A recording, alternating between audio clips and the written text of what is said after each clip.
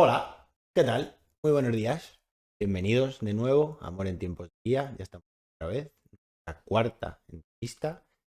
Y quiero hacer un matiz muy rápido, que no lo dije justo en el vídeo anterior, y es que esto no son entrevistas sueltas como han sido otras. He tenido la suerte y el privilegio de que tres personas se han ofrecido y he decidido hacer como un bloque más temático que hable de inmigración. Creo personalmente que estamos en un mundo ahora mismo como muy cerrado, muy poco aperturista y que incluso creo que se está perdiendo hasta la valoración de las personas. Entonces me parece muy importante que hablemos de inmigración, que hablemos de sus vidas, de sus historias, de qué les ha pasado. Y para eso hoy tengo aquí a mi cuarto invitado, el señor Rommel. ¿Qué tal? Amigo Michael. Bienvenido, un gusto tenerte aquí con nosotros. Bueno, primero que nada agradecido por tu invitación. La vida se trata de eso, de causalidades.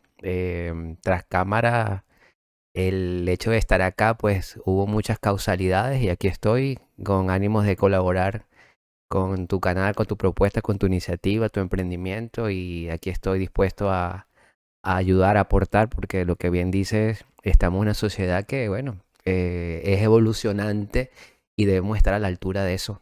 Totalmente, totalmente. Pues muchísimas gracias por estar aquí hoy.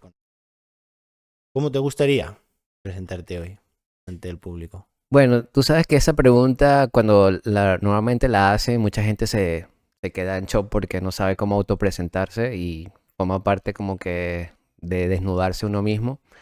Pero creo que en el transcurso de la entrevista, pues la gente también se va a ir dando cuenta de en dónde ando, qué soy. Pero podría decirte que soy un caminante de la vida Ujú. que trata de tener y de hacer su propio camino. A veces si toca irse en autopistas andadas, a veces toca irse por caminos de piedra, pero trato de irme por mi propio camino y en eso ando. Títulos, menciones, educación y esas cosas. Sí, en nuestros países, soy de Venezuela, a lo mejor el acento lo delata. Es normal, sobre todo Sudamérica, de que te presenten con un título. El abogado, el doctor, el arquitecto, el ingeniero, es muy normal y, bueno, es socialmente aceptado, ok, pero creo que uno no es un título, uno es mucho más que eso. Pero bueno, en este curso de la entrevista seguramente develaré más información, pero en resumen, un caminante que trata de hacer su propio camino. Genial. Me encanta esa reflexión que haces, eh, porque yo creo que así ha sido siempre. Es decir, incluso los primeros hombres en las cavernas, yo, no se presentarían, obviamente, pero seguramente si tuvieran que presentarse serían el cazador, el recolector, el... El que cazó el oso más grande. Exacto. Y eso, eso no eres tú. Eso es solo algo O a que lo mejor fue hiciste. una eventualidad. Exacto, pero eso fue algo que hiciste, algo que conseguiste. Pero tú no eres un cazador. Tú eres una buena o una mala persona. Tú eres una persona con más empatía o con menos.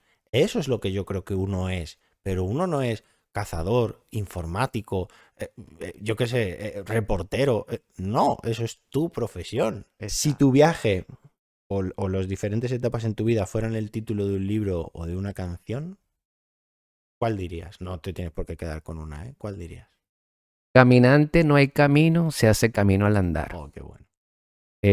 Bueno, Juan Manuel Serrat, ¿no? ¿O quién? A ver, tú, ¿esa es Hostia, española ya, es? ya, pero ahí me pillas, ¿eh? No me importa, pues me Ah, quedo en Orsay total, pero me pillas. tú sabes. Ajá. Diría que debe de ser de algún poeta o algún escritor, pero me estoy viniendo demasiado arriba y no sé, no lo sé, Bueno, no lo creo sé. que la cantaba él, a lo mejor no es de él, pero sí la cantaba él. ¿Por qué te digo? Eso puede ser. Porque en la Academia Militar de Venezuela, donde fui cadete, la colocaban mucho esa canción. ¿Sí? La colocaban previo Era a... un ejercicio, una maniobra. No, no, todos los viernes era una rutina obligatoria de que todos los viernes a las 5 de la tarde Ujú. había que ir a misa católica. Y antes de empezar la misa, te ¿Ponían esa lanzaban, canción? caminante no hay camino, se hace camino al andar. Wow. Y a veces Con, uno con- miraba con así, algún objetivo sería, claro. sí, yo de verdad que todavía estoy analizándolo ya, por una vez se miraba así de reojo, miraba para allá o para acá, y veía unos cuantos con los ojos aguados. Wow, Sí. Y, wow. y bueno, por eso es que lo tengo muy presente. Como que la música tiene un efecto en las personas, yo creo que eso es innegable. Sí. Cada una tendrá su efecto, una canción no puede tener el mismo efecto en varias, pero interesante, ¿eh? Muy, muy, muy interesante. Bueno, antes de llegar a Europa, ¿cómo era tu vida en Venezuela? Cuéntanos un poquito de ti. Ok, bueno, eso de caminante pues va muy con mi vida porque en el 2016 yo primero migré a Ecuador. Ujú, En ese año fue un poco traumático porque ese año me divorcié, me fui de baja militar y me fui de Venezuela.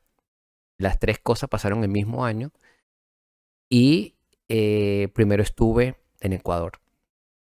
Ahí viví 5 años en Ecuador. ujú. Luego de Ecuador me fui para Brasil. Ahí estuve 6 meses nada más. Y ahí sí regresé a Venezuela, tratando un poco de...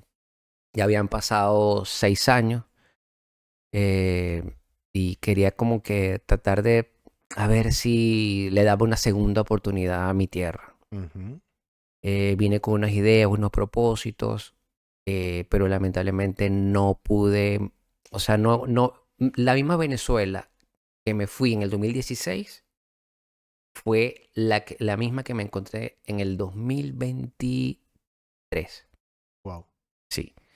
Entonces, y diría que hasta peor porque se sembró en esos tiempos una esperanza con el tema últimas de las elecciones que hubo y creí en que, bueno, nos cercenaron muchos derechos, nos queda uno, Que el es el de voto, votar.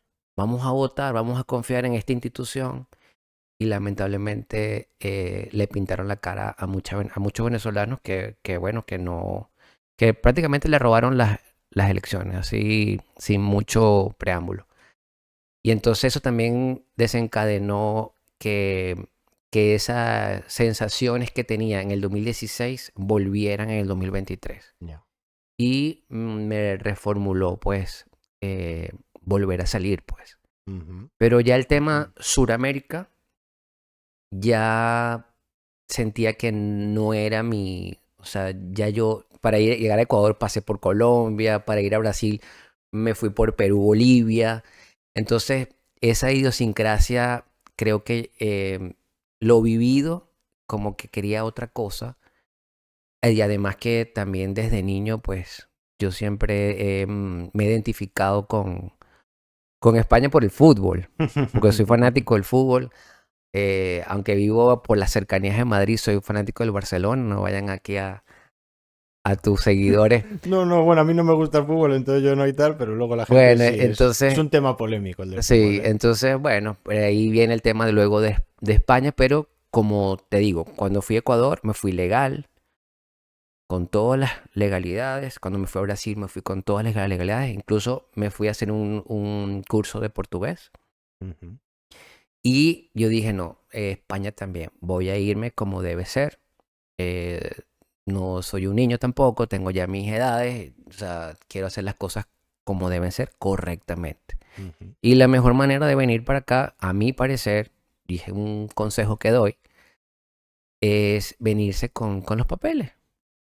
No critico al que no lo haga, cada quien es dueño de su vida, pero el hecho de venirse con legalidades te abre muchas más puertas que, bueno, más adelante las diré. Obvio, obvio, obvio, obvio, obvio. Pero sí que quería que nos contaras un poquito de tus orígenes, incluso mucho antes del 2016, de cuando te pasa todo eso, que para mí son muchos cambios, sino tus orígenes en Venezuela, tu familia, tu ciudad, tus estudios. Cuéntanos un poco de ti desde cero, por decirlo así, un poco. Ok. Bueno, yo nací en una ciudad que se llama Valera, es una ciudad que está en la parte andina de Venezuela, más hacia el lado de Colombia. Y bueno, ahí me crié, una infancia bonita, luego estudié Derecho en una universidad que se llama Fermín Toro en Barquisimeto, otra ciudad. Pues te digo, desde los 17 años yo ando fuera de casa, que también lo recomiendo. O sea, recomiendo tener sus propias vivencias, dejar un poco El la nido. ala protectora de la madre, sobre todo para el hombre. Es muy importante eso. Y ojalá en tu audiencia haya gente joven para que a veces yo hubiese querido cuando estaba joven que alguien mayor me diera consejos. Lamentablemente mi padre murió muy temprano, a los 19 años murió mi papá, pero sí hubiese querido que alguien me aconsejara. Ujú. Y bueno, mi consejero en todo caso ha sido mi parte espiritual, mi Dios, pero sí hubiese querido que alguien me aconsejara para no cometer a lo mejor algunos errores, que también es bueno que los cometa uno, pero si alguien te dice, mira, por aquí o por acá, pero creo que he llevado una vida acorde a mis principios, ¿sí? Qué bueno. Y bueno, siguiendo, me gradué de abogado y también estudié la carrera militar, Ujú. ¿sí? Había un... Porque, perdona, por Ujú. desconocimiento mío, el servicio militar allí no era obligatorio, No, no es obligatorio. es voluntario. Sí, es Y tú voluntario. decidiste alistarte voluntariamente. Sí, pero yo me listé para ser oficial. Ajá. Oficial. Incluso oficial de comando, como dicen en Venezuela, oficial de comando, que no es igual que asimilado.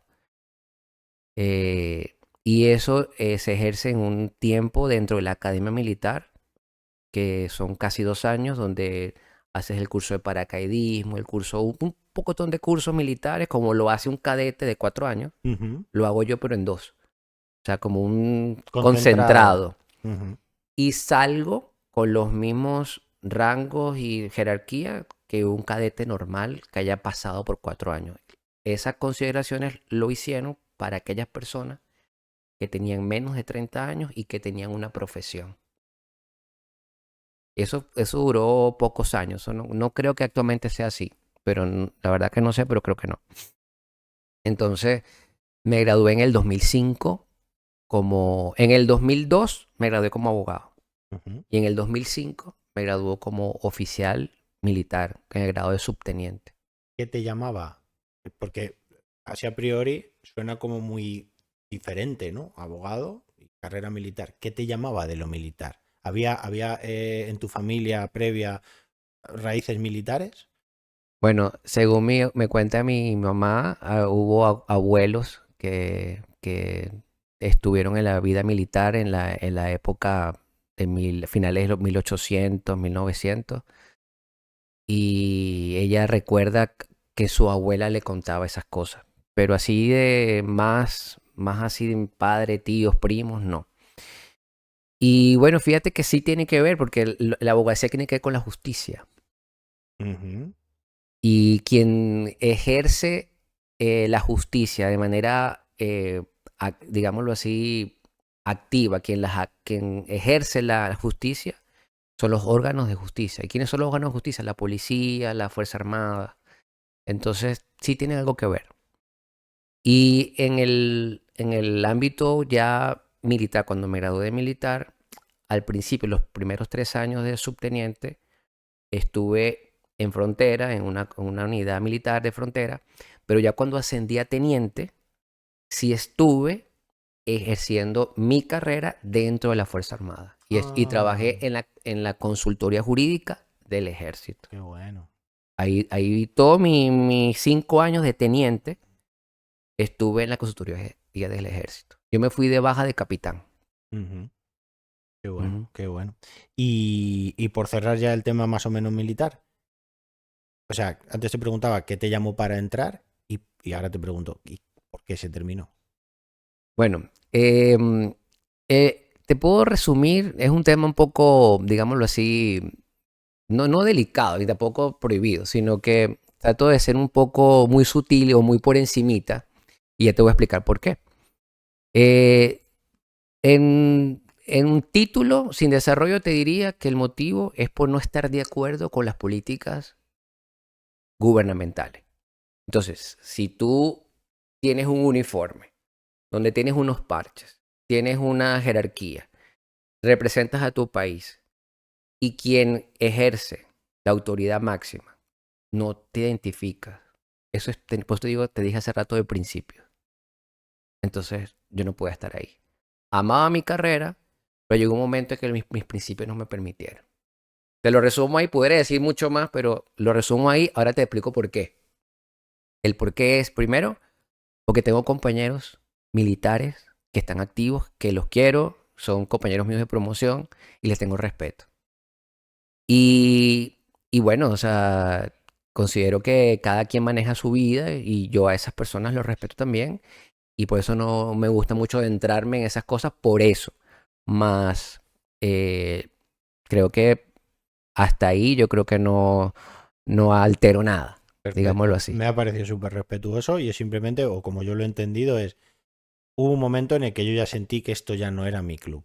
Exacto, Y como no era mi club, pues yo no voy ni a decir nada malo de nadie, ni a denostar a nadie, ni a nada, sino simplemente chao. exacto, Y ya está. Ustedes quieren ir por ahí, perfecto. Yo ya no quiero ir por ahí con ustedes, entonces chao. Ya está. exacto. Sin rencor, Sí. sin maldad, sin nada, sino simplemente este ya no es mi club. Puede que lo fuera, pero ahora no. Y además me parece muy valiente porque quizás haya otras personas que sientan en un ámbito profesional o en el ámbito que sea, que ese ya no es su club y siguen. Mm, Y para mí ese es un poco el drama, ¿no? Por eso me exacto. parece tan valorable lo que dices de yo he tratado de ir forjándome en mi camino y mis pasos, porque yo creo que sí que hay otras personas que van por caminos y por pasos que saben que no les gustan, que no quieren estar ahí, pero no hacen nada. Pero es lo seguro. Por miedo, por desconocimiento, no sé, por múltiples razones. Mm, Porque es lo seguro, pero saben que no quieren estar en ese club. Entonces, y no sé, cada uno creerá en lo que crea, ¿no? Pero incluso aunque no creas en la reencarnación, o sea, si solo vas a estar aquí una vez, intenta hacer lo que quieres, ¿no? Es tu exacto, vida, exacto. es tuya, Ujú. no es de nadie más, no es ni de tu padre ni de tu madre, es tu vida, haz lo que quieras con ella. Pero no te voy a... Pero bueno, yo qué sé, hay gente para todo. Eh, bueno, ¿quieres que sigamos avanzando más por esa primera etapa en Venezuela? Estábamos ahí a la carrera militar, abogacía y demás. Sí, ¿no? Como tú lo digas. Ok. Vale, entonces, vámonos. O sea, ¿cuándo fue ese primer momento? Tu clic para, ok, me voy de aquí de Venezuela, son esas tres cosas que te pasaron de golpe lo que provocaron eso. El decir, ok, pues entonces con todos estos cambios, ¿me voy o no? ¿O cómo fue ese clic primero para decir, me voy de mi país? Porque a mí eso sí me parece un gesto, lo primero es súper valiente, pero un gesto que yo creo que necesita un clic, ¿no? Porque al final, si no, yo creo que lo más normal es que uno nace en un país y se quede en su país. Salvo que seas una persona muy curiosa, muy exploradora, o tengas muchas posibilidades económicas o de otro tipo, pero yo, por ejemplo, nunca me planteé irme a otro país a vivir. Y he vivido, por ejemplo, en Londres un año.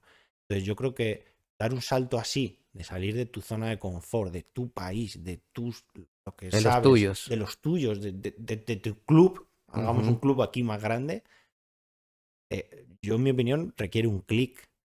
Algo que te pase que digas, venga, voy a hacerlo. Legal o ilegalmente, no entro en eso, sino, venga, voy a hacerlo. Porque entonces, ¿cómo fue tu clic?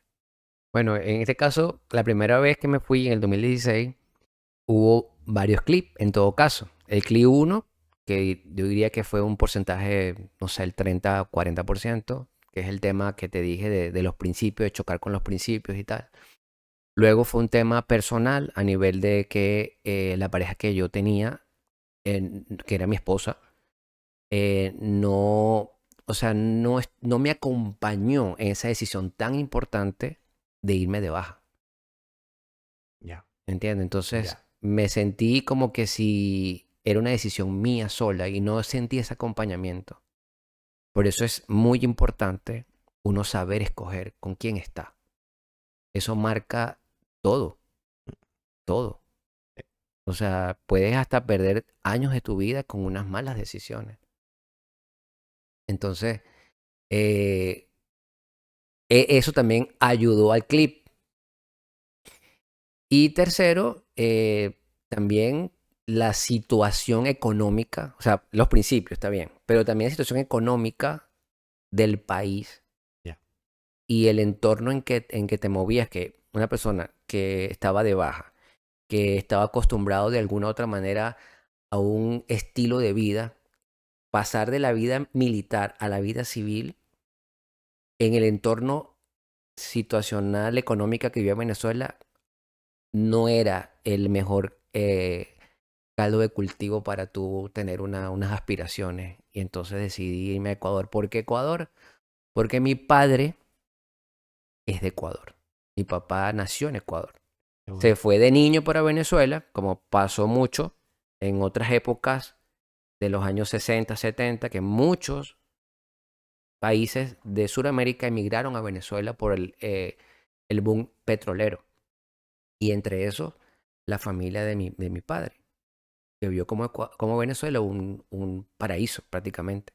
Mi papá se fue de niño. Y entonces esas raíces las traté de buscar y por eso digo que llegué legal porque no fue difícil obtener los papeles ecuatorianos por mi padre. Y cuando yo fui para Ecuador, yo me fui hasta con el pasaporte ecuatoriano que me lo imprimieron en el consulado de Ecuador en Caracas. Entonces yo aproveché esa ventana y esa legalidad en Ecuador me abrió absolutamente todas las puertas a nivel económico y a nivel profesional, porque ejercí en Ecuador el área de la seguridad privada. Eso, Ahí me a desarrollé. eso quería ir. O sea, cuéntanos un poquito en esa etapa de Ecuador. Decides a Ecuador, ya sabemos el porqué, por todo ese vínculo con lo de tu padre. Y una vez que vas a Ecuador, siendo exmilitar y abogado, ¿qué? Cuéntanos un poco más por ahí. Bueno, Porque ibas sin ninguna referencia de nada, ¿no? exacto. Bueno, había algunos familiares míos, pero no estaban. Yo me asenté en Guayaquil, pero los familiares que yo tenía no estaban en Guayaquil, estaban en pueblos. Pero igual fue ese primer, o sea, sí llegué con ellos para esos primeros de cambio, saludos y tal. La recepción, por Sí, decirlo así, una ¿no? recepción, mira, esto es por aquí así, me ayudaron en las primeras de cambio a sacar alguna documentación que me hacía falta, pero hasta ahí. Yo después me alquilé mi cuartito, mis cuestiones yo solo, y empecé raso. Cuando digo raso es siendo guardia de seguridad privada era como un depósito de defensa civil, no sé cómo le dicen aquí, defensa civil, que es así de cuestiones de riesgos, de protección civil. Ah, sí, vale, sí. Como Ajá, Protección Civil, Cruz Roja, ajá, cosas algo así. así en un depósito y ahí estuve de guardia, tuve un año así como guardia raso, cuidando un portón que entrada y salida. Y entonces, bueno, fíjate tú que el jefe que tuve de esa empresa vio mi currículum y ya va, tú fuiste capitán del ejército, sí. Oye, pues explícame esto, mira, ¿sabes qué? Voy a probarte para que seas el que saque vacaciones a los supervisores. Bueno, chévere, no pasa nada. Le saqué las vacaciones a los 4 supervisores y quien faltaba era el jefe de operaciones de la empresa. O sea, el jefe de operaciones era el que manejaba El toda capo la parte máximo. operativa. Y cuando le saqué las vacaciones al jefe de operaciones, el jefe decidió sacar al jefe de operaciones, bueno, porque hubo cosas ahí que motivaron su salida y me metieron a mí. Estoy hablando que eso pasó un año más 4 meses. Un año y 4 meses. O sea, al año y 4 meses ya yo era el jefe de operaciones de esa empresa de seguridad. Los supervisores tenían 10, 15 años ahí. Y cuando vieron que yo, que era guardia raso, que ellos me pasaran revista a mí Pasaste, y por encima les de ellos, puenteaste. eso fue un boom. Claro. Eso fue un boom y además que mi acento yo nunca lo he perdido. Yo estaba en Ecuador 5 años y más bien los compañeros de trabajo se le pegaban mi acento que sus esposas pensaban que era que estaba saliendo con una venezolana. Venezolana. Hasta que me conocieron a mí y se quedaron tranquilas, imagínate. Pero así fue la evolución. Entonces, por eso te digo, yo siempre he sentido que en la vida hay que comerse primero las verdes, que te aseguro que van a venir las maduras después. Entonces, así fue mi estancia en Ecuador.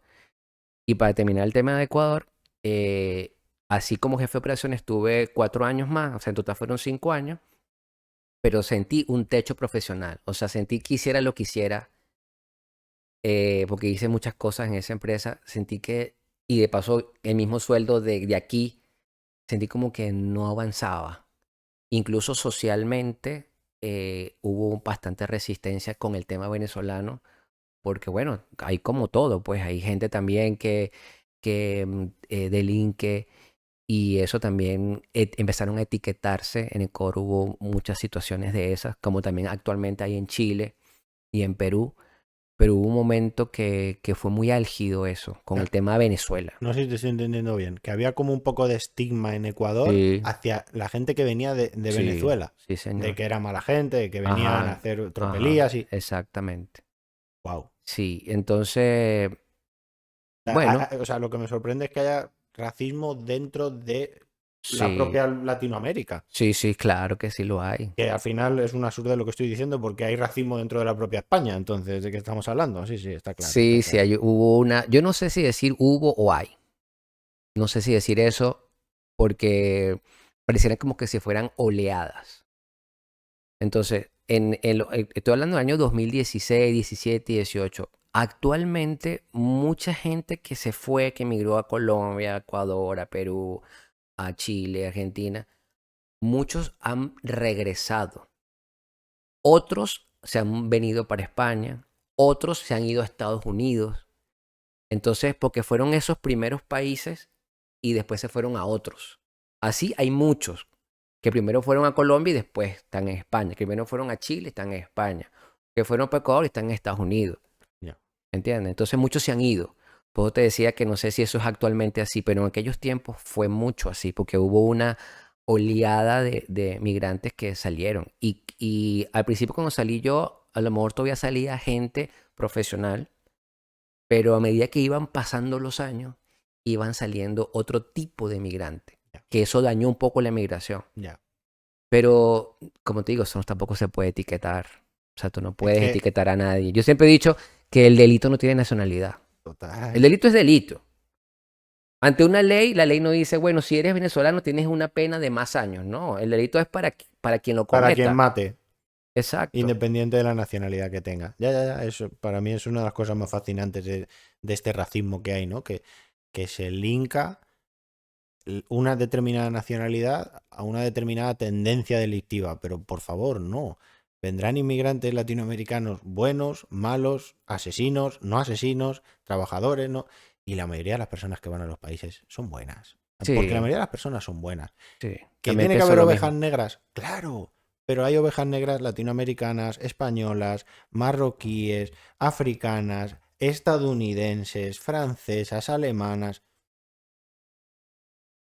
De Pero bueno, acuerdo. es la manera más sencilla de que si vinculas marroquí viene a robar, eso es mucho más sencillo que tratar de distinguir y decir a los marroquíes que vengan a robar a por ellos y al marroquí que viene a trabajar, que será la mayoría, aceptémosle, integrémosle, ayudémosle y entendámosle.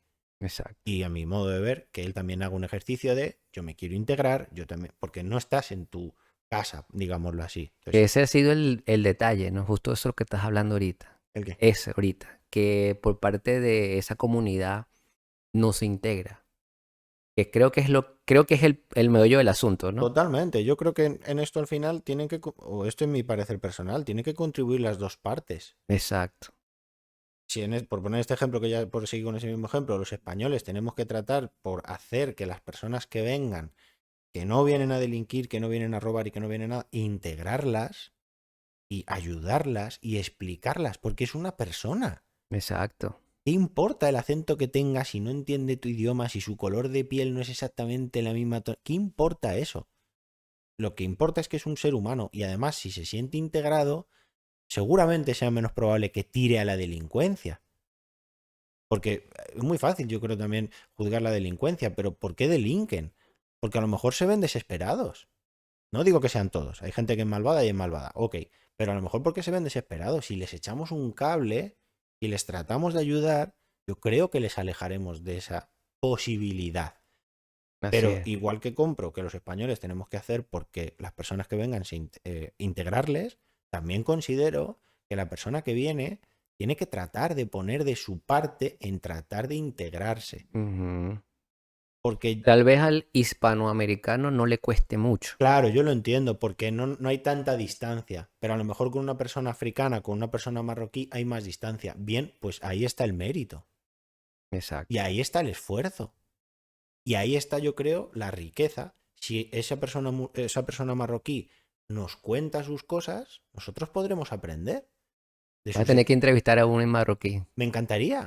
Ojalá, si conoces alguno, Sería me buenísimo. encantaría. Y me encantaría debatir y que me diera su punto de vista. Incluso me gustaría traer, por ejemplo, dispuestos a soñar, dos marroquíes.